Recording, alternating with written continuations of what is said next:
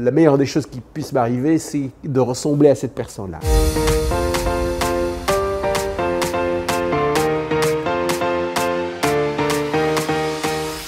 Alors la question de comment trouver sa vocation, il y a plusieurs façons de voir effectivement la réponse à cette question.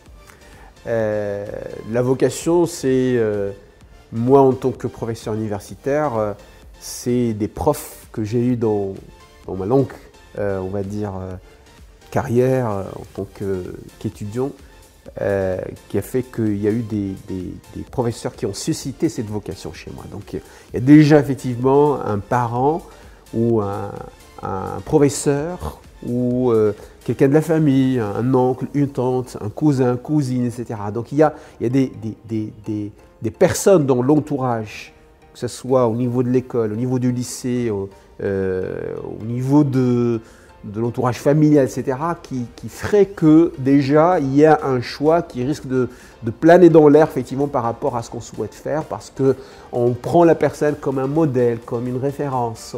On se dit la meilleure des choses qui puisse m'arriver, c'est de ressembler à cette personne-là. Alors ça pourrait être effectivement, et j'utilise le conditionnel, ça pourrait être effectivement une source de vocation.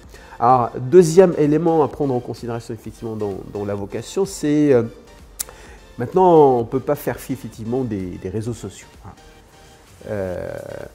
Le fameux FOMO, Fear of Missing Out, ça veut dire chacun de nous tout de suite, il va passer sans modération sur tout ce qui passe effectivement comme story, comme publication, etc. sur les réseaux sociaux, Instagram, machin, etc.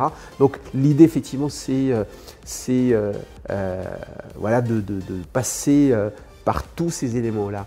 Et dans la foulée, forcément, il y a parfois des messages qui passent de façon directe, de façon subliminale. Le jeune, il est réceptif justement de ces messages-là.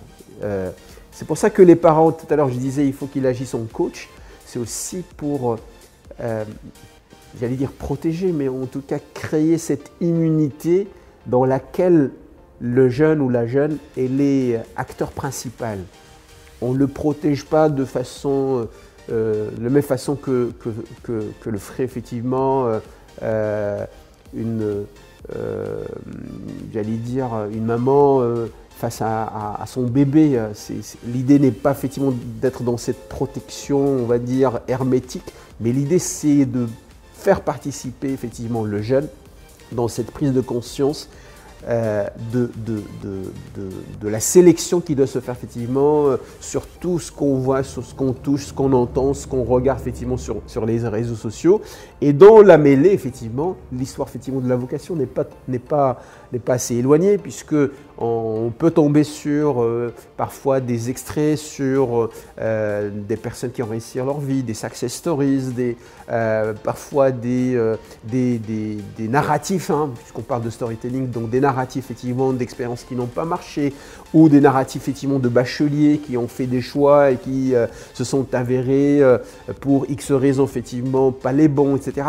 Donc ça aussi, ça participe. Ne l'écartons pas effectivement, j'allais dire, du raisonnement. Il y a les parents, il y a l'entourage, il y a les réseaux sociaux, il y a, comme je disais tout à l'heure, le corps professoral qui joue aussi son rôle. Il y a les chargés d'orientation aussi qui peuvent aussi susciter des vocations par les conseils, par les mises en garde aussi quant à effectivement certains choix. Et puis ces chargés d'orientation aussi, c'est des personnes ressources qui sont, on va dire, qui sont, on va dire, aux côtés de ces jeunes, et donc ils connaissent leur milieu, on va dire, d'éducation, d'enseignement, de formation. Ils connaissent un petit peu, on va dire, leur dossier par rapport aux matières dans lesquelles le jeune se sent bien ou se sent pas bien. Donc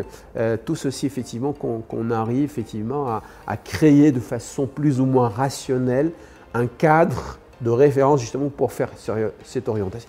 Et puis, je ne pourrais pas faire l'impasse sur un élément qui reste quand même assez important dans une vocation, c'est l'élément émotionnel. L'émotion, quand on dit émotion, on est dans l'irrationnel. Il y a le prix Nobel d'économie de 2002, un certain Daniel Kahneman, psychologue de formation, qui a gagné un prix Nobel d'économie, je dis bien. Il a sorti à l'époque un ouvrage qui s'intitule Think Fast and Slow. Et cet ouvrage lui a valu effectivement le prix Nobel d'économie. Il dit quelque chose de fondamental. 95% de nos décisions sont émotionnelles. Et après, on en arrive au rationnel. Et donc, une vocation, c'est parfois par un coup de cœur, comme on dit. J'ai vu, je sais pas, un film, j'ai vu un reportage, j'ai vu un podcast comme celui que nous sommes en train d'enregistrer, et ça, voilà, ça a eu un effet effectivement, waouh. Ça aussi est quelque chose qui pourrait être intéressant. C'est pour ça que même les chargés d'orientation ou des personnes qui agissent en coach, etc., doivent aussi cette responsabilité morale de choisir les mots qu'il faut, choisir effectivement les définitions qu'il faut, choisir les métro-mots nécessaires justement pour accompagner nos jeunes dans la positivité, dans le pragmatisme, dans le réalisme, mais aussi pour faire ses choix et aller vers ses orientations et ses vocations dans la joie et la bonne humeur.